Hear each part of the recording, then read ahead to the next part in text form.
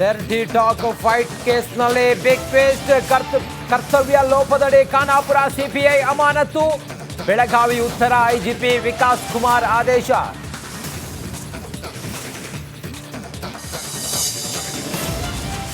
CPI Manjunath ಅಮಾನತು. ಸರ್ಕಾರದ ಕ್ರಮ ಖಂಡಿಸಿ ನಾಳೆ ಖಾನಾಪುರ ಬಂದ್ಗೆ ಬಿಜೆಪಿ ಕರೆ. ಅಮಾನತು ಆದೇಶ ವಾಪಸ್ ಪಡೆಯುವಂತೆ ಒತ್ತಾಯ.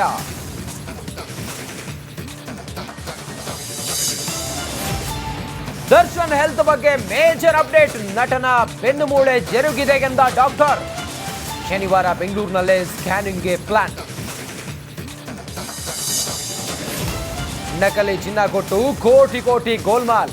2.12 ಕೋಟಿ ವಂಚನೆ. 28 ಜನರ ವಿರುದ್ಧ ಕಂಪ್ಲೇಂಟ್. ಮಂಗಳೂರಿನ ಸಮಾಜ ಸೇವಾ ಸಂಘದಲ್ಲೇ ಸ್ಕ್ಯಾಮ್.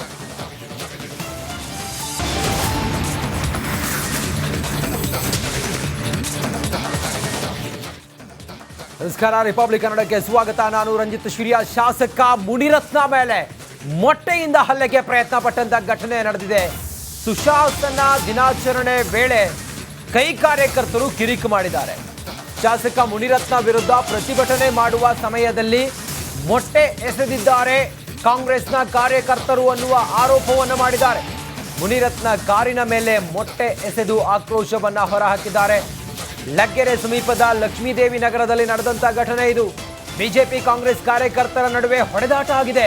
ಪ್ರತಿಭಟನಾಕಾರರನ್ನ ವಶಕ್ಕೆ ಪಡೆದಿದ್ದಾರೆ ಅನಂತರ ಪೊಲೀಸರು.